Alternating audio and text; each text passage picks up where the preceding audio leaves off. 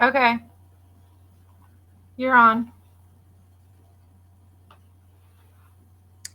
Okay, viewers, we have I think, an interesting program here for you. It's about Rachele Frankel, primarily, and you may not have heard of her. You may have remembered in Israel, reported the three missing teens. This was back in 2014, 11 years ago. And the three missing teens were supposedly some youngsters, teenagers that were sequestered, kidnapped in the West Bank. And the import of it was that they used this to launch what they called Operation Brothers Keeper and then Operation Protective Edge, where they bombed the West Bank and Gaza and arrested approximately 350 Hamas officials in the West Bank. And of course, we won't go into their treatment that they received. But the point is that the whole thing was fake. And we're going to play some clips from Rachele Frankel, which, if you have any discernment, you're going to see that the whole thing is fake. She is as fake as some monopoly money. You take some monopoly money down to the bank and see if they'll accept it. Anyway, but before we get there, we have, yet again, as we've shown before, and we insist that you watch, the collapse of Building 7. It only goes halfway down. Is that the only clip you have? Well, we get the. That's Well, weird. We get the point, right? I mean, yeah, it's clear enough, and we everyone has seen it, I'm sure, oh, by now. why is it doing We've that? shown it on a couple of our 9/11 videos, Oh, and you've probably seen it before that. So yeah, that's enough of that. It's a little distracting. What is my point of showing that to begin with, even though we're going on to a different subject? The point is, you know, anybody could see that that's a controlled demolition. Anybody over the age of, I don't know, 4 or 5, you have to see that. So the point is this. Now, after 25 years, we have people like Carlson and Redacted and others are saying, we have questions. We have questions after 25 years. Well, you shouldn't have questions. If the questions are just piling up on top of more questions, we have questions about the Charlie Kirk shooting. We have questions on top of questions. And it's all we have is questions. Then we're not getting anywhere. Now, I just read a study. It came out in the 70s, uh, which the results of their experimentation were that 90% of what we call thinking is emotion. It's not really in any way, shape, or form analytical. It's emotion. But I want to question that 10% of supposedly rational and analytical thinking. Are people thinking like, you know,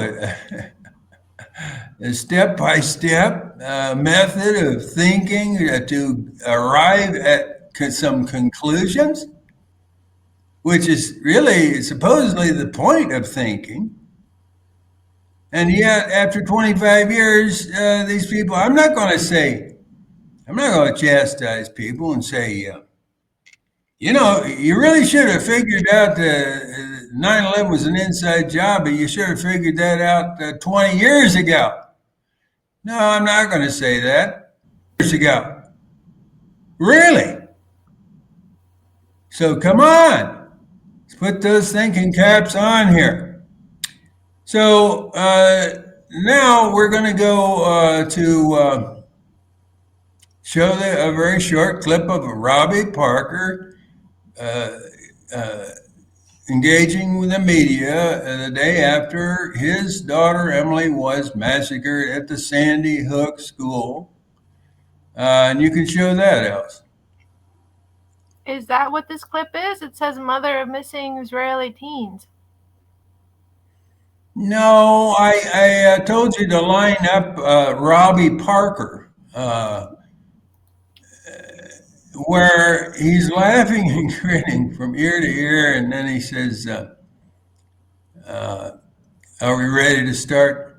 And he goes to the microphone, huffing and puffing and putting himself into character.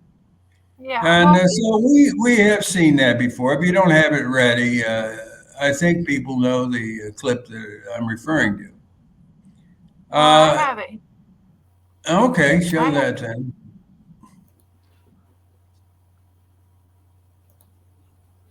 Let's see here.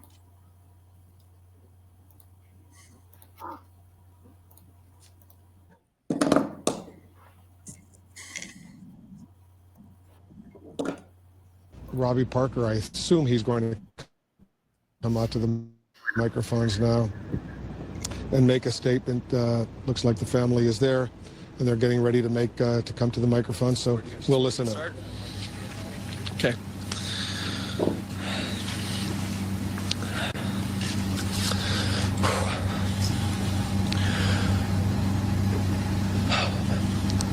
So my name's Robbie Parker. My family is one of the families that lost a child yesterday in the Sandy Hook Elementary School shootings here in Connecticut. Okay. Robbie Parker, I assume. Well, show it one more time, just from the beginning. And make a statement.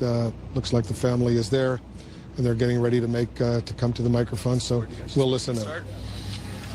Okay. All right. Well, that's enough for me to try to make my point here. Is there anybody that thinks that this man lost his child the day before? You saw the broad smile and so forth, and they basically laughing. Okay? Now, why? And you said you thought that was leaked. No, that wasn't leaked. That was shown live on CNN, just as we just saw it. Everybody agrees. Okay. Different. Well, yeah, but you see how ridiculous that is in this case. And we could give you 20 more. We had an episode about the crisis actors and how horrible they all are. Why are they? And then we might touch on Erica Kirk, whose performances we showed her first performance, and then she's done about 4 or 5 more, each one worse than the one before, grinning and smiling, or pretending to be in deep grief and going on and off and on and off. This is a deep psychological method. The inappropriate affect, way overacting, and then acting like they're at a beach party or whatever, and then back to the somber, and then the back to the glee, and so on. You see, these are, I think, pretty poor actors, but this is scripted for them. Okay, and so we're going to see a bunch of that with this Racheli Frankel, who, as I said, was part of a psyop in Israel to prepare the stage for a terrible massacre of Palestinians. And they have had a number of those, each one based on a fake. Well, here we have October 7th, and it's quite obvious that they facilitated that jailbreak. Quite obvious, and Charlie Kirk himself pointed that out, and that's where he sort of crossed several red lines. But he was not killed, and we'll get to that. But let's get to Mrs. Frankel, if we have that. And I think there's a short intro, which is from the movie, what is it? The Matrix. I forget that. The Matrix. I haven't seen that movie, but it's a pretty good intro to the clips that we're going to show.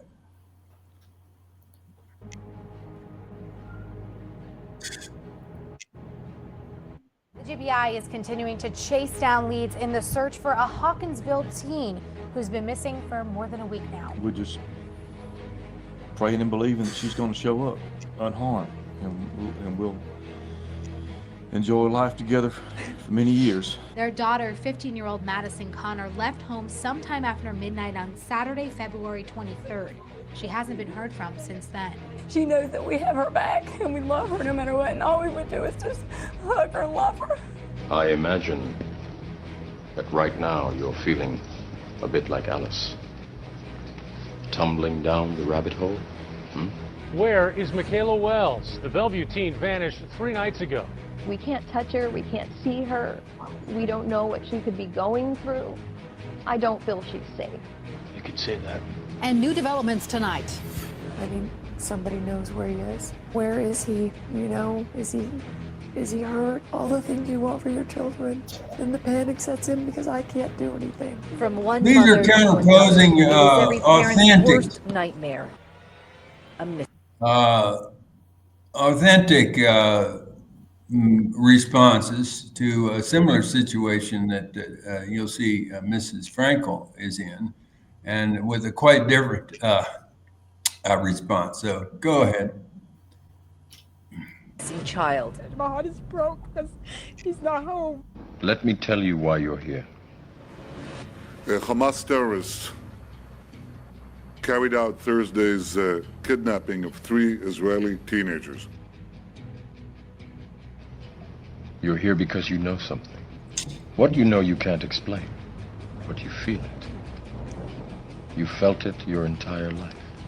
That there's something wrong with the world. You don't know what it is, but it's there, like a splinter in your mind, driving you mad. It's a very difficult time. There are places I don't want to go in my mind and my heart. There are things I can't afford to think about right now, about the exact details of how he's being kept and stuff like that. But I'm optimistic. I think it's a matter of, hours, days, that we'll get the children back. Gilad and Eyal and Naftali. It is this feeling that has brought you to me.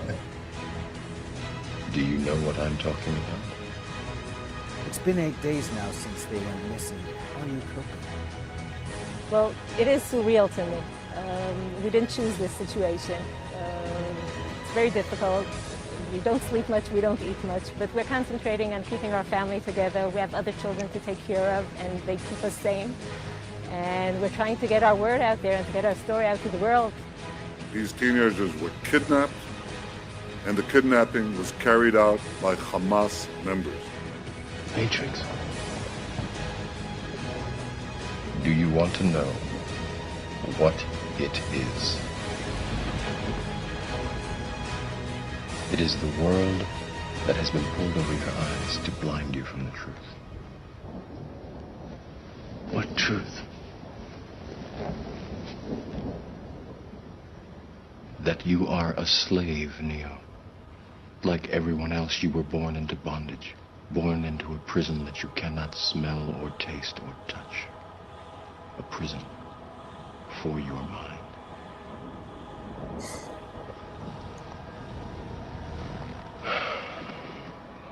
Unfortunately, no one can be told what the Matrix is. You have to see it for yourself.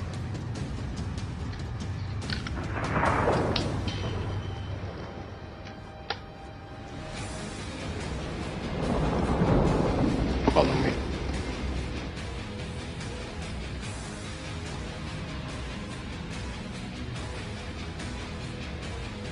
In the world that's listening, they should do anything they can to get our children back home. We just want them back. That's actually a pretty good movie, Daddy. You might want to watch it. But that's where we, the whole idea of the red pill and the blue pill comes from. Right. Maybe it gets to it. Maybe that's the scene where he's like, do you want the red pill or do you want the blue pill? You know? Yeah. Well, yeah, go ahead and finish this clip then. In our homes, in our beds, we want to hug them. Any decent person would do anything they can to get them back. I'm going to show you two videos. Two mothers. All right. One is lying, one is telling the truth. And these were surfaced by... This psychologist goes off on duping delight, where supposedly people who are lying, occasionally laugh inappropriately. But that's not it, you see, because this is incorporated, as I said, inappropriate affect in almost all of these fake crisis events. And there have been 50 at least, all over the world now, but centered in the United States, England. So my point of showing that, and you can take that one down now, is do you think that is authentic, organic? Does that compute, or does that smell funny? You see, I wouldn't even say smell funny though. It's fake, people. And as I pointed out, the consequences of people not being able to call these things out is very concerning. Now, when we get to Mrs. Kirk, the good news is that there are millions of people now posting videos and commentary and all over the place that it's fake. Her response, it does not compute with the human experience. So play the next one, else. We'll see more of Raquel. Right. Oh shit! Did you forget to feed your cats? They'll be all right. Yeah, I should have fed them before we sat down here, but They just have to suffer. Yeah. Suffer in silence. Palestinian President Mahmoud Abbas was in. Why don't I feed him while you're showing this one? I guess it's 3 or 4 minutes. I'll be right back.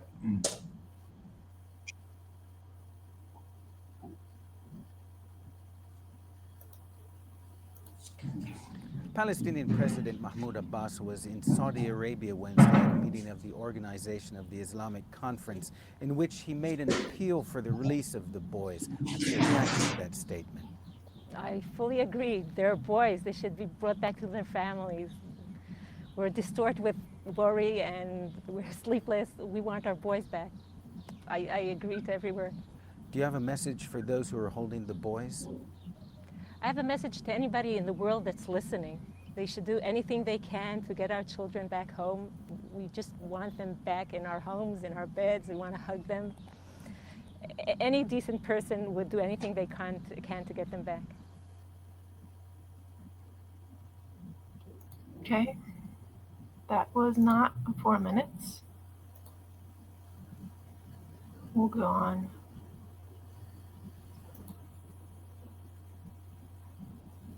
To the next one here.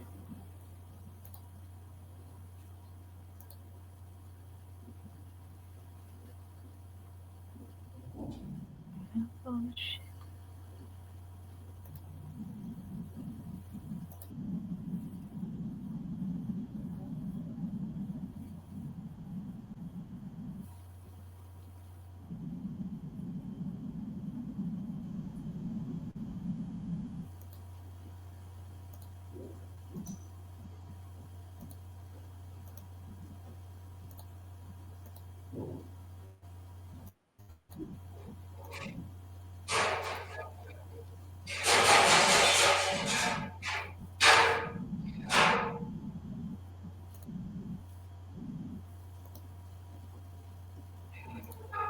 It's Amalek. You know, something that I remember, you know, I was younger, something I remember going on at that time happens to be my parents were in Israel at that time. And in fact, they went to your house before the boys were found. They sent me a picture with you. And it's a testament to the figure that you were in the world at that time, is you were this beacon of light and emunah, and you still are. But, you know, you were the spokesperson for the boys. Sorry, you wanted to stop. Second son, Naftali, was a yeshiva high school boy. It was actually the last day of 11th grade. He was 16 and a half years old. And we spoke to him like noonish. For the last couple of days, they were on a field trip for the end of the year. And which means we have a lot of photographs from the last 24 hours. That evening, they... Jesus, Dad, are you loud enough?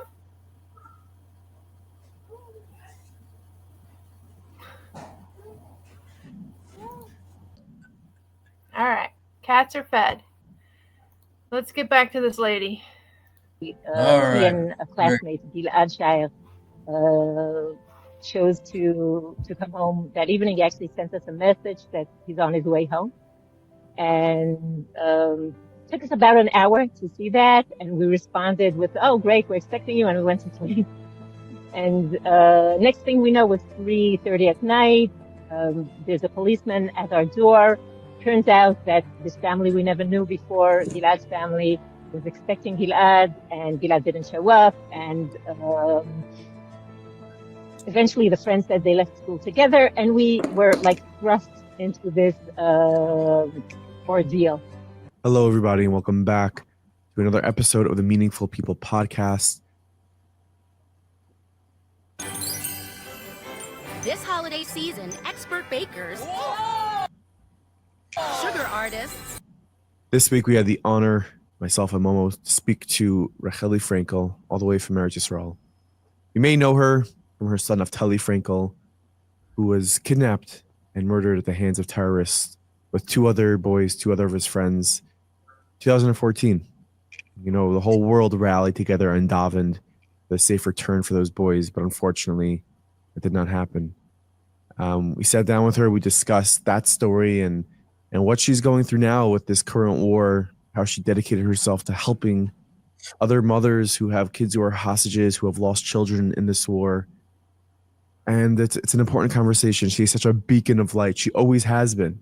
And, you know, I really, really hope that you can gain a lot from this conversation as much as I did. You know, what's going on in Eretz Yisrael is so tragic. And the world's response to it is even more tragic, but we're not going to get into that right now over here. This platform is about spreading light, positivity, and very, very honored that we had the opportunity to speak to Naftali Fraenkel and present to you this episode. So there it is. You are listening to the Meaningful People podcast. The podcast featuring our nation's most impactful, influential, and meaningful people. First of all, I wanted to thank you so much for giving us your time. I know that it's a crazy time and you're extremely busy going to Shiva homes and trying to help people through this time. So thank you for giving us some of your time, and hopefully it will do a lot for our viewers. I want to start off. I'll just say that it's an honor to be with you, and just doing what everybody else is doing. You know, people all over the country. We're running from funeral to funeral, from shiva to shiva, and sitting with families of the missing and the kidnapped. That's what we're all doing. Right, 100%. I happens to be. I reached out to a woman. Her name is Miriam Peretz, and I wanted to have a conversation with her as well. And the voice note I got back was like, she is going from Shiva homes from 8 a.m. to 10 p.m. She has not stopped for a second, and like that's what Klal Yisrael does. Like that's what we do in times like this. We help out everyone we can. So really, thank you for all that you're doing. Well, yeah. I want There's to only 3 start people off kidnapped, by, supposedly. going back just a decade, bring us back to 2014 when your journey in this parsha began. So they were killed, or they were found? No, well, the whole thing is fake. Okay. Well, what's the story? Do you have the photo? Do you have the photo of the funeral that I sent? When did you send that? Well, let's watch a little of Frankel here, and then show that photo. There's no three missing teens. With the feet missing. Yeah, the feet missing, and so is most of the body. If you could just take us back in time, what was going on in June, and all the while, if you could tell us a little bit about your son, Naftali Alav Shalom.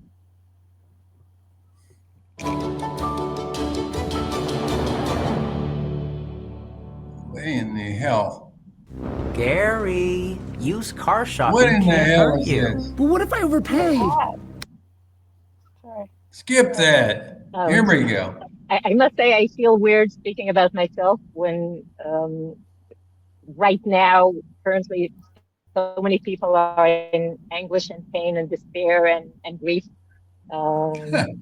She feels weird. I will do it is because I think it has relevance for some credibility to the things I'll say, but also because literally some of the people are in the same scene with some significant differences. That's a nice shot right there.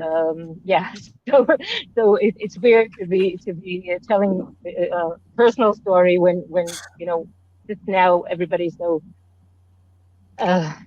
deep into this. So maybe I'll just interject to empower you to know that in times like this, when people offer nechama one to another, sometimes knowing where that nechama is coming from is so critical in being able to accept and receive the messages, because someone can see something in a book, or someone can see a clip, and someone can even hear a speaker talk really beautifully about concepts that are emes la'amitai.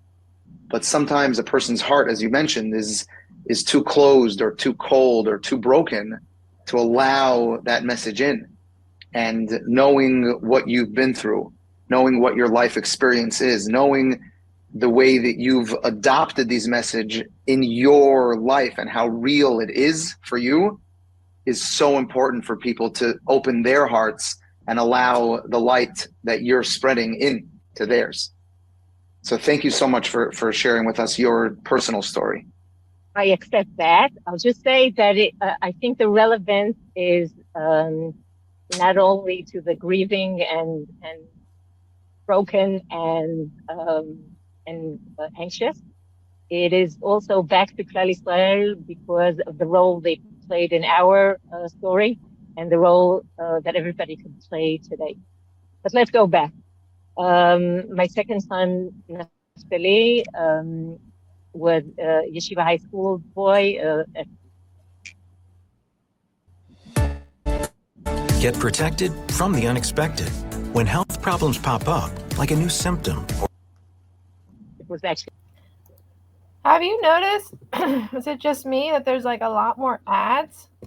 Like I'll be watching YouTube and I mean, I swear there's like an ad every 5 minutes. Anyway.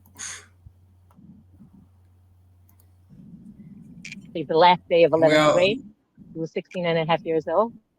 And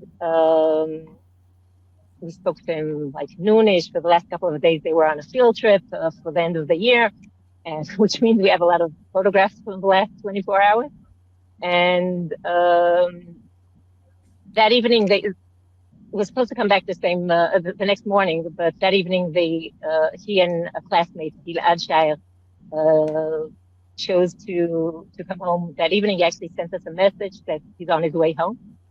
And took us about an hour to see that, and we responded with, "Oh, great, we're expecting you," and we went to sleep.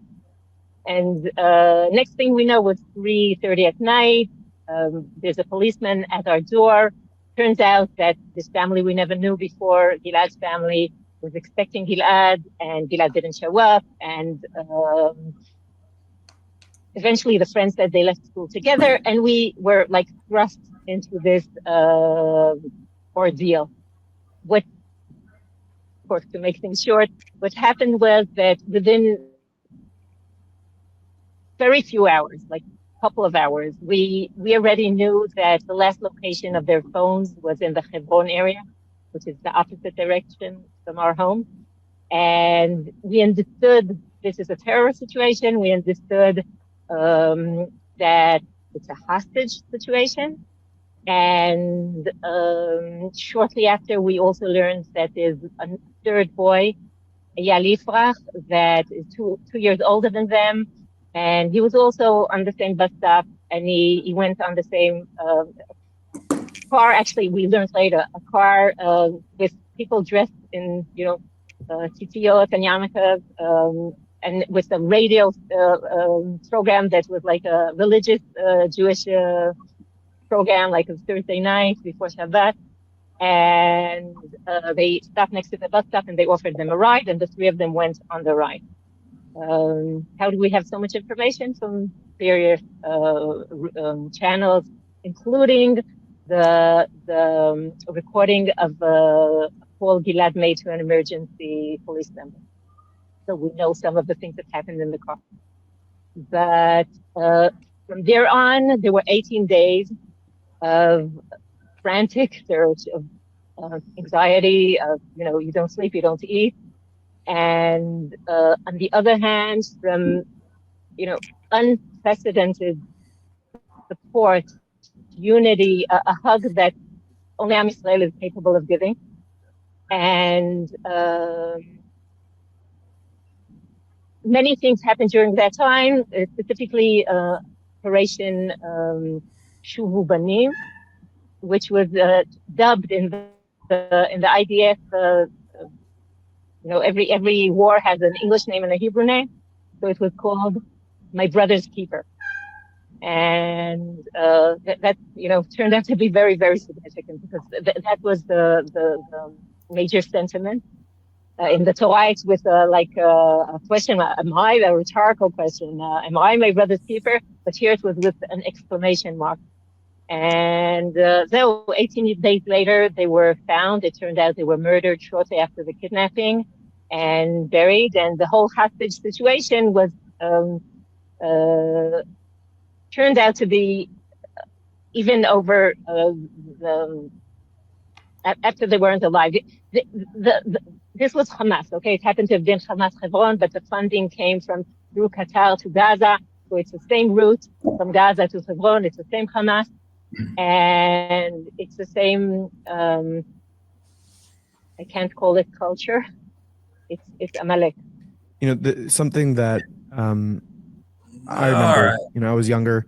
Something I remember going on at that time happens to be my parents were in Israel at the time, and in fact, they went to your house before the boys were found. All right, they that's sent me a enough. picture with you, and it's a testament to the figure that you were. So you might have caught at the end there, it's not a culture, it's Amalek. Amalek, which Netanyahu has been referencing, was in the Bible, the Jews were commanded to destroy the Amaleks, this other tribe that had supposedly, committed some crime against the Jewish people. And so they're supposed to kill all the children, all the livestock, and everything. And this is what this was sort of their code word for the massacre that has taken place in Gaza now. And back then, in 14, they had True Promise, I think it was called, and or Protective Edge, I'm sorry, in which they murdered many Palestinians. And, before that, there was Cast Lead, 2008. And so periodically they do what they call themselves as mowing the lawn and keeping the population down.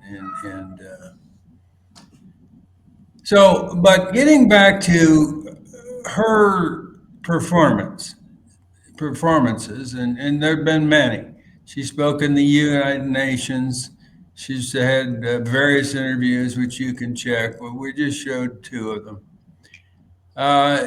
And ask yourself, please, ask yourselves, is this authentic or is this fake? Well, I don't know. As you just said, people grieve differently. No, there's nothing to grieve about. There was nobody killed. Do you have the photo from the funeral? You just keep talking. Well, yeah, it just shows you, they show the whole world that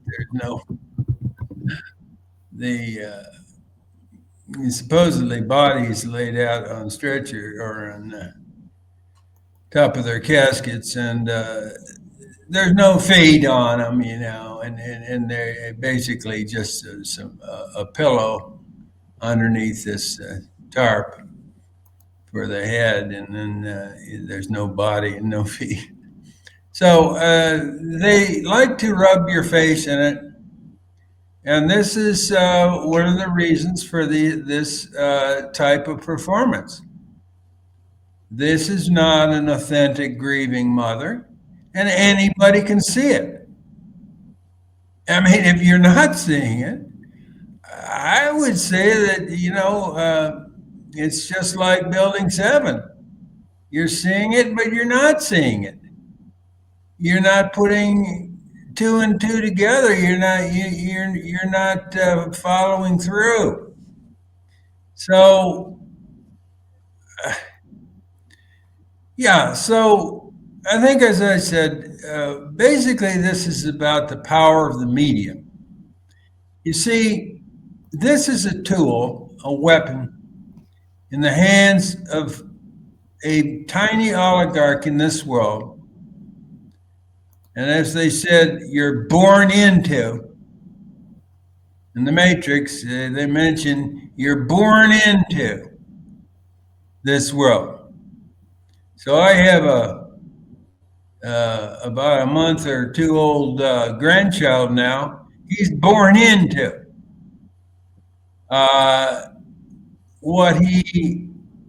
What we are born into is this extreme dictatorship of a tiny oligarchy.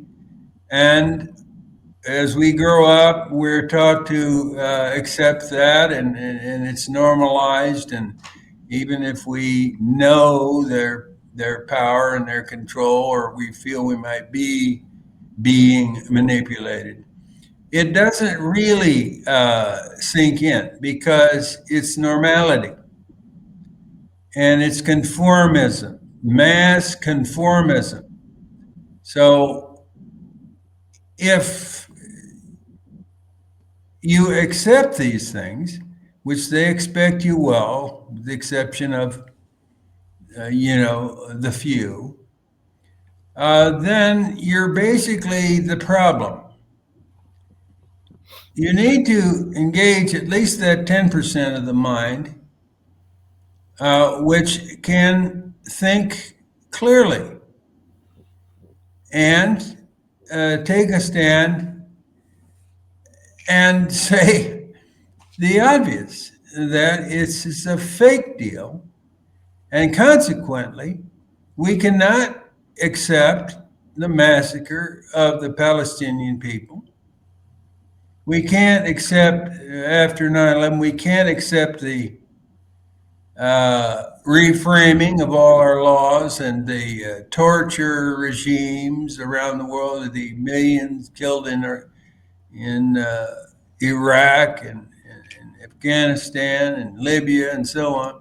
We can't accept that.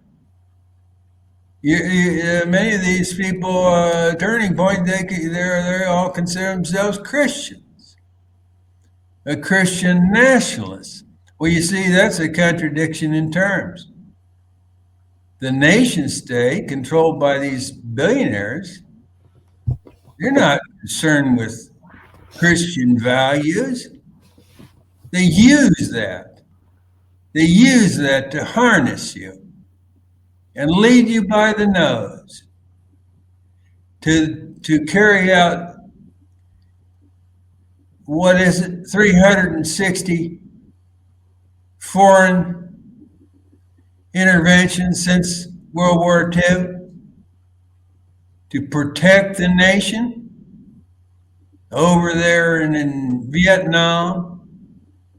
See, if you didn't put your foot down there, where they killed millions in Southeast Asia, prop up a dictatorship and steal everything they could of the mineral wealth and so on of Vietnam. If you didn't put your foot down there, and you don't put your foot down after all the others, you're not going to put your foot down to the next one, because it's not going to stop at 365. It's going to continue to go on, and you're along for the ride. You're just voting cattle. You're told to vote for the Democrats and Republicans. You're what I call the nada revolutionaries. And the nada revolutionaries have no limits. They just go on supporting, as long as, incidentally, after 9/11, there were some great voices that are exposing that, but and many others saying, well, I don't like the disproportionality, and I don't like the fact that they took our rights.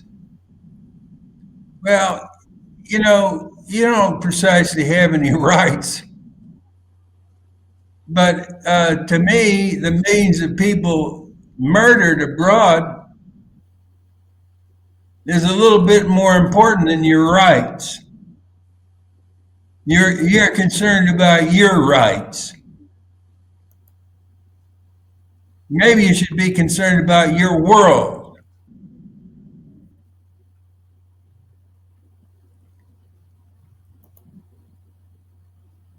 Do we have more clips? I can't remember.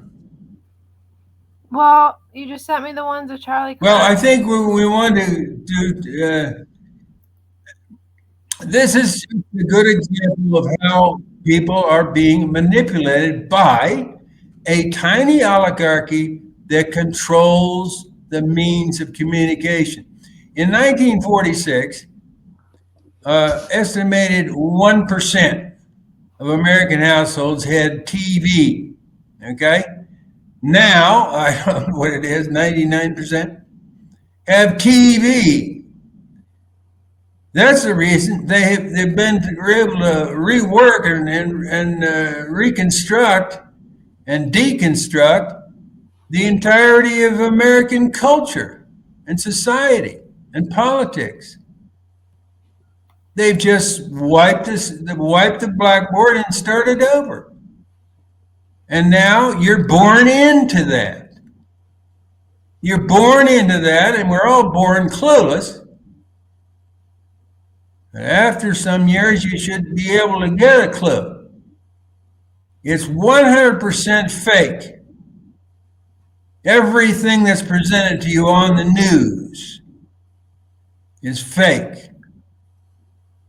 If you hear it on the news, you know it's fake. And I stand by that. If anybody can give me an example where they reported some storm or something that was more or less accurate, I'll stand corrected.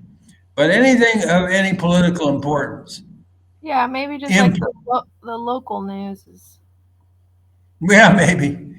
Yeah, well, of course they harp on tragedies and stuff, but and many of them could be real in those cases. But no, anything in the global, international, or national significance is fake. Okay, it's contrived.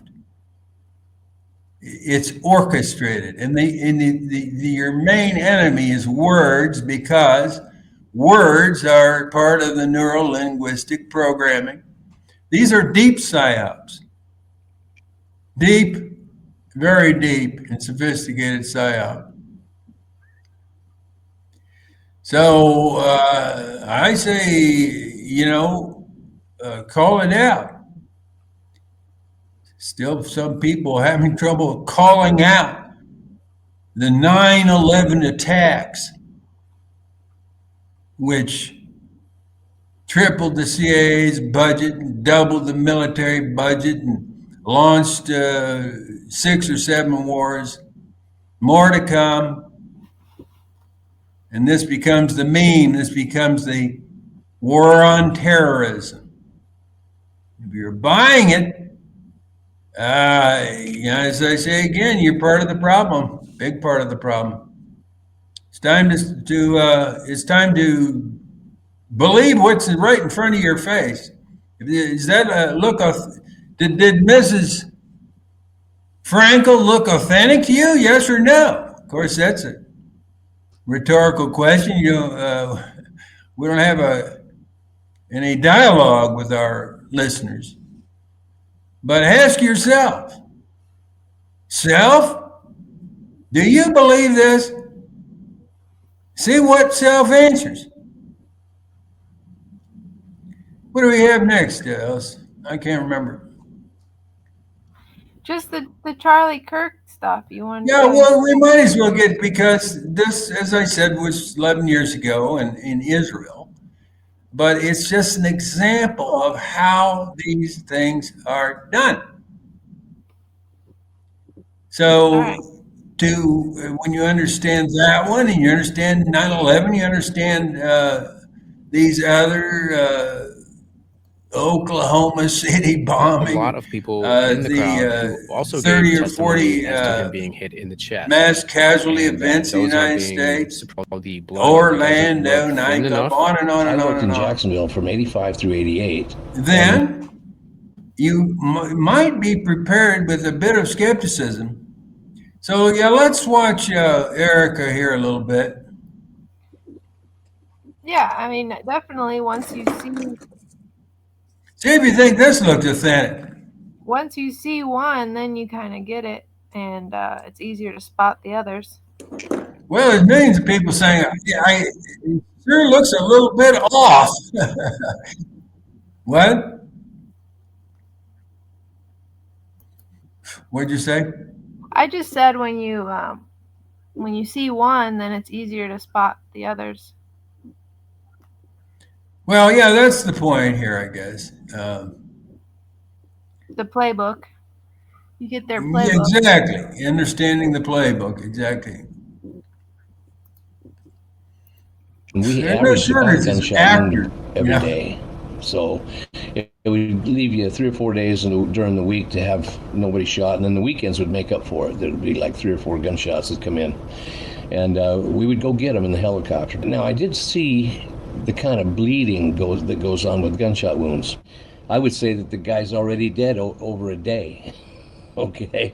Because blood doesn't come out in chunks. It squirts out, possibly, arterial blood especially, but it doesn't do that. It doesn't come out in chunks. This is definitely some trickery going on, and this looks exactly like it does in the movies. This blood coming out in chunks, I ain't buying it. Nah, that's blood that's been bagged up and is ready for a show.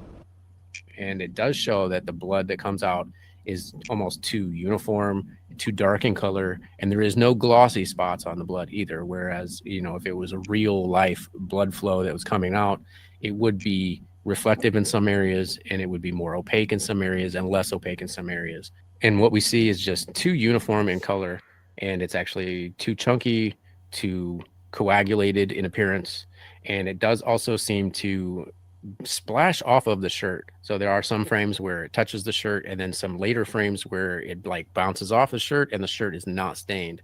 There's even 2 frames at the end of that clip which show that the blood goes backwards.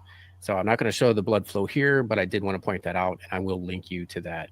So now the third point that I want to bring up is what this article calls the slipping wound. A frame-by-frame viewing reveals that the neck wound is a video compositing addition. And we have seen this and reported on this before on Tracy's channel as well, how the wound actually moves. But I'm going to go ahead and show this here because it only shows the wound and not very much blood at all. So one thing you see here is that as he moves, the wound actually does not move with him. It's either some sort of augmented reality projection or some sort of post-production editing or CGI that has been added. However, there's a very heavy possibility that this could have been done in real time with, like I said, augmented reality, some sort of projection, and or holograms. All right, now the fourth point that is brought up in this article is not enough blood. And this was the big one for me. This is what actually did it for me. There is not a drop of blood pouring out from Charlie while he's carried away, and 0 blood spatter on the ground. This is inconsistent with real gunshot wounds. Now, a lot of people would say that his heart was stopped instantly, and that's why we only saw the single gush of blood and then nothing else afterwards, because his heart was allegedly stopped. Well, I don't care if your heart's beating or not. In this case, they lifted him with his feet elevated above his neck, which would cause the blood to pour out of the open wound, regardless of a heartbeat or not. So let's take a look at just how much blood was actually there at the scene. So you can see the platform on which his chair was originally seated has a little bit of blood on the corner.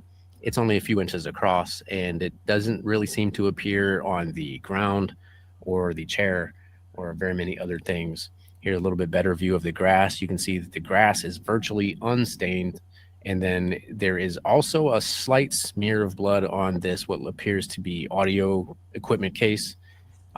There's just not enough blood here for this type of wound. Even if the heart was stopped, you would expect that the blood would continue to pour out of the wound, especially when his legs were elevated upon being lifted. But we don't see any of that here. And we also don't see it when he's being carried away to the car. There should be at least a drop of blood, if not an entire trail of blood. Now, I personally have been in a car accident where I left behind about 10 times as much blood as we saw at UVU here.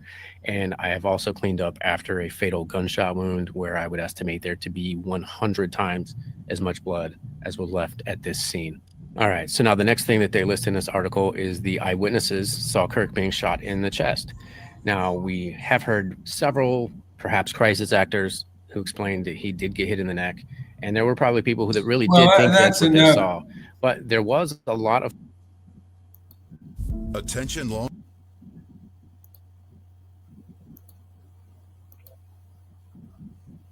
Okay. uh, they're reluctant to show the blood. I guess that gets you a strike. You showed some blood, so the few blood spots there, they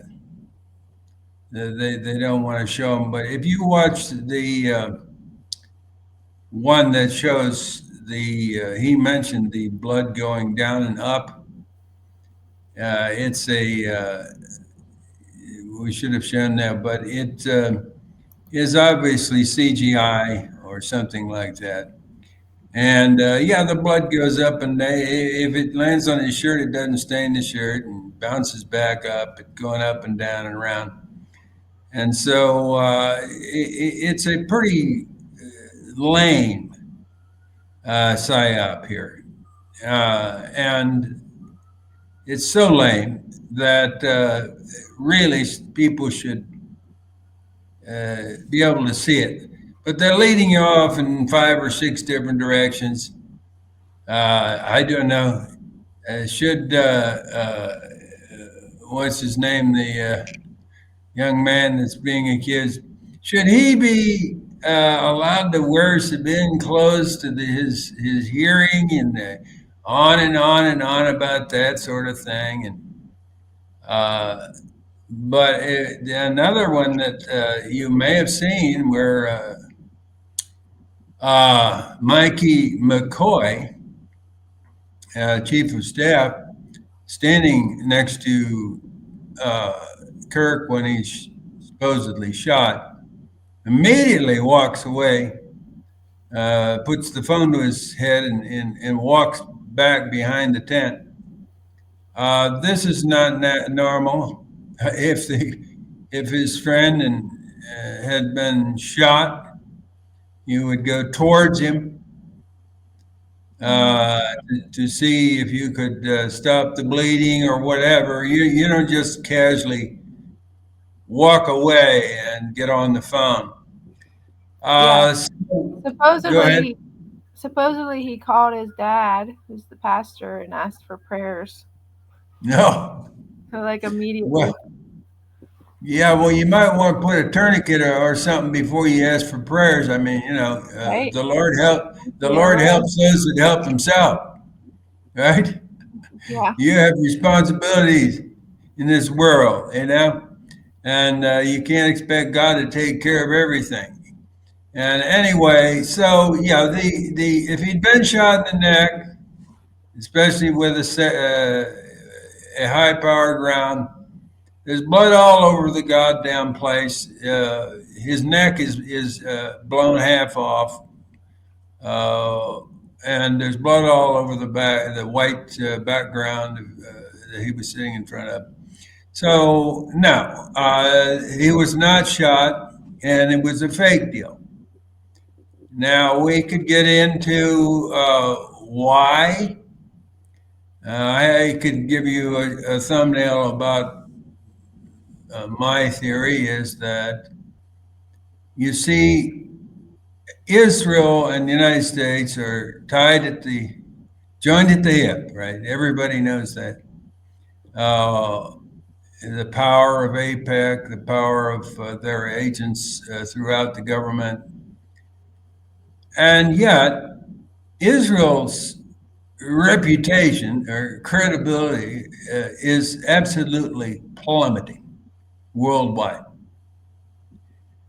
Now, if you want to, this is happening so rapidly that by the time you see the polling, it's already 10 times worse. And the ruling class in the United States,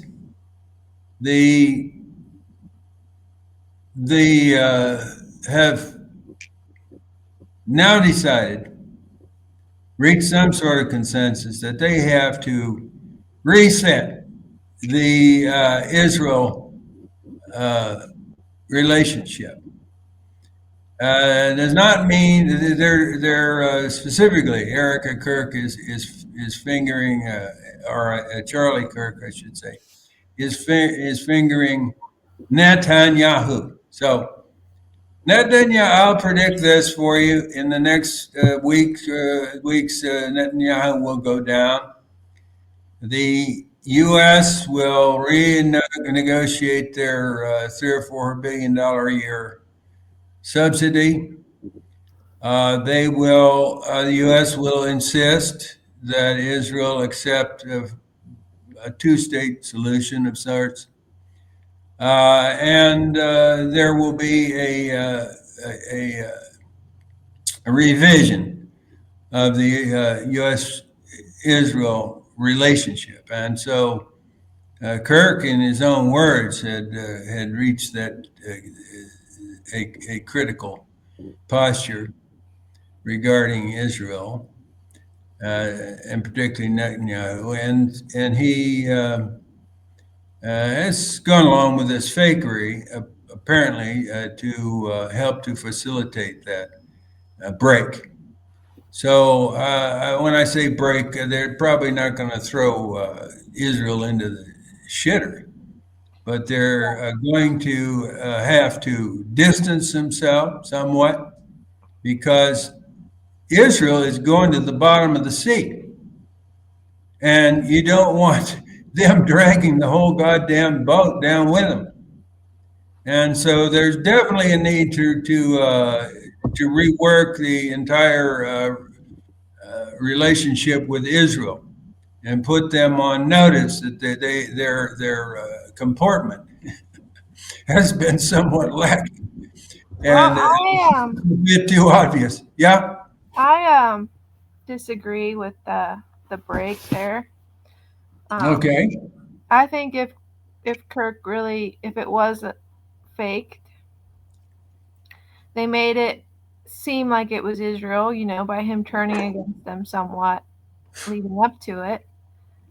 And so a lot of the independent podcasters are all pointing out Israel, but as they're supposed to be.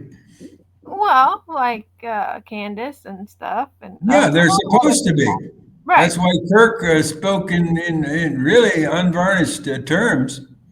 Yeah, but I think in a few weeks. I don't think it's going to be a break with Israel and the U.S. I think it's going to be more of a clampdown on free speech, because all these anti-Semitic people out there saying it was Israel, like that's the whole point of it. Well, that could be part of it. They never miss an opportunity to crack down on the internet, because this has been the thorn in their side since 9/11 anyway. Mm-hmm. And so and apparently like look at like Great Britain is like jailing people for posts and all that. So I think like that's where we're heading. Yeah, but at the same time, a certain reset in the U.S.-Israel relationship, because this is a big world, and we've got alliances all over the world, and our reputation is being tarnished, to say the least, by our unequivocal support for Israel and the genocide in Gaza, particularly. And they've gone too far. They've gone over the top. Well, they've destroyed all the hospitals, on and on. And it's just not worth the U.S. going to the bottom of the ocean along with Israel. Israel support in the world is collapsing. Yeah, but we're look at Mamdami's landslide victory the other day. Yeah, but the U.S. is already at the bottom of the barrel. Like, think of all the people we've killed recently in Afghanistan, Iraq, Syria, Libya. I mean, no, who cares? Like, it doesn't matter. Like, we have close enough. We're still whatever. Nobody's ostracizing us. They're placing in jeopardy all of our relationships with the Middle Eastern What's that? They're placing in jeopardy all of our relations throughout the Middle East and actually around the world. But particularly if you just look at the Middle East, countries like Jordan and Libya and Saudis and the Gulf states and so on, massive hatred for Israel. And this is jeopardizing those very important relationships, you see. And the U.S. has spent so much on our image, the radio free this and free that, broadcasting the image of the United States being such a great democracy and everything. And this is in milliseconds, every second, the fucking thing is being tarnished. And so, it's like this is one of those weeks. Lenin said, there are decades when hardly anything happens, and there are weeks when decades happen. And this is a accelerated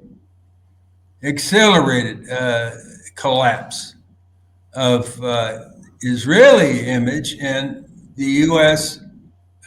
In tow, being dragged to the bottom. So there are. I think I mentioned, in my view, the military brass. Everybody knows we've been fighting these wars and dying and spending billions on wars for Israel. I think the top military brass, they have a lot of weight in the establishment. And I think that they are part of we'll call a more sober faction that has gained now, I believe, preeminence within the establishment. There's the hardcore Zionists, they're Levine, and these guys are just screaming from the top of their lungs because people like Candace and Tucker and others are turning rapidly against Israel. And the base, the MAGA base, split on Israel, and the liberals are continuing to turn against Israel. The American Jews, 33% of the Jews in New York City voted for Mamdani, and he has been very clear about Israel. He's openly a Muslim, and he,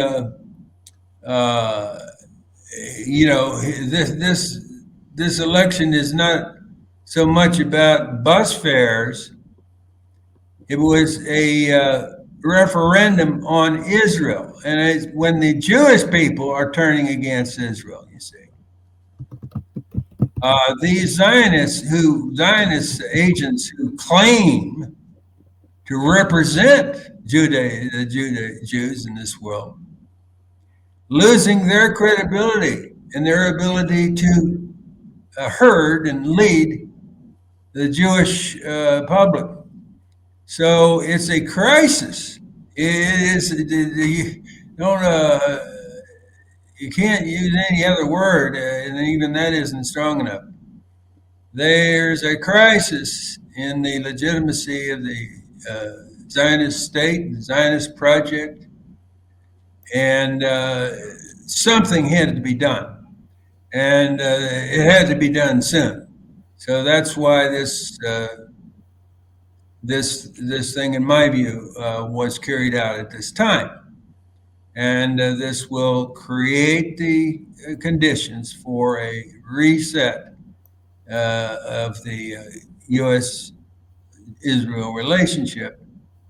in some form. And you'll see Netanyahu going down very soon. That's a prediction. I don't like to make too many predictions, but I think that one's pretty obvious. Yeah. For sure. He's toast. Yeah, well, you have to shovel all the blame for the excesses and even, as Kirk mentioned, allowing, basically facilitating October 7th in order to carry out this genocide and Israeli expansionist plans is patently obvious, and he articulated that. So, Do know, they not have any term limits? well, Jesus Christ, I Netanyahu don't think so. been there for so long. I guess they don't. He's been in there for what, 25 years? I don't know. But yeah, so Yeah, so he was he in still from, has considerable support in Israel, but he was in from 96 to 99, and then he was in from 2009 to 2021, and now he's in his third term. From now apparently they don't have term limits. Like, but where Trump figures in my theory, a little hard to say because he is joined at the hip with the Zionist donors in 100%.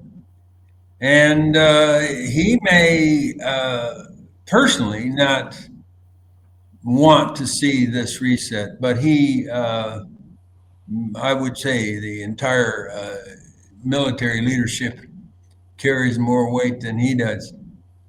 And you saw the reception that the Hegseth and Trump got at the when they called all the military brass, all the generals and admirals from all four services over to Quantico a month ago and lectured them like schoolboys about the warrior spirit and why we need the Department of War, and Trump suggesting that we use the military in American cities to get practice for urban warfare. Huh? And he got zero applause. Yeah. He even commented, he said, I've never been in a group that's so quiet. Mm-hmm. Yeah, he didn't even, that was supposed to be a joke, I guess. And he didn't even get any chuckles. So that was pretty revealing, I think. So I think that when you add the intelligent people in the CIA, the intelligent people in the military brass, and some other intelligent people in the State Department, I think they have achieved hegemony and are bent on reworking, resetting the Israeli relationship.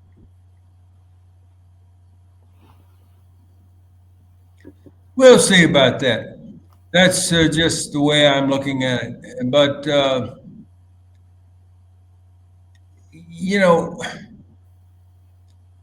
I guess the main thing, getting back to the TV, you see, this gives this 0.001% that has 40% of the wealth and all the power, so much more power than ever in history. And they have used that, developed all sorts of, what do they call them, influence operations, psyops. They have psyops departments in every branch of the service. In the Army, they got like 6 or 7, company divisions of psyops. It's a big deal. And guess who's on the receiving end? You have to harness the American people if you're going to pursue these adventures abroad. So they learned from the Vietnam that they didn't maintain tight enough control of the medias. They were showing American servicemen being carried home and buried, and they were showing in My Lai. They showed that they burnt down entire villages, and they were showing many things which helped to stimulate a public reaction. But they've learned from that. You don't see that sort of thing in Iraq, or Afghanistan, or Sudan, or Somalia, or any of these other places. They're fighting wars right now. And we did see a few photos from Abu Ghraib, which caused a stir. We're not supposed to be torturing. We're supposed to be setting an example of, civilization. And so they're going to tighten up there too. The media is the establishment. They're not here to keep the politicians honest. No, they are more powerful than the politicians. You can see that in 9/11. Obviously, they were part of it with their CGI airplanes flying into buildings. CGI. They were presenting and showing it time and time and time again because there's. Well, you better feed your cat. He doesn't look like he needs too much feed. He's been fed. I was going to mention, what do they call it here? Well, yeah, the anchoring bias. You ever heard of the anchoring bias? No. Studies have shown that your very first exposure, information or view, is what sticks. Then you might modify your opinions a little bit, but basically it always comes back to that very first. So this is why they always say, where were you when you first heard, regardless of who's being interviewed, where were you when you first heard or saw what happened in New York? Well, I can tell you where I was. I just gotten out of class at the Wane, went into the director's office, and he said, "Did you hear what happened?" I said, "No." He said, "The buildings had been hit by airplanes in New York." I said, "You're kidding." He said, "And what makes it so bad? The buildings fell down, collapsed." I said, "No, they didn't." He said, "Yes, they did. I seen it on TV." I said, "Well, that doesn't happen. This was made to happen." So that was 25 years ago. I was at and then we began to assemble. I was at school. Oh yeah, and they announced it on the PA. So, I guess the first building got hit, and then we didn't hear about that. But then when we came into I think it was my fourth period Spanish class, they had it on the TV, and then we all watched the building fall. The second, I forget which one. So that was even more Okay, that's what sticks. Right. And of course, you're with all your classmates and everyone. That will stick in your noggin for 25 years. Just like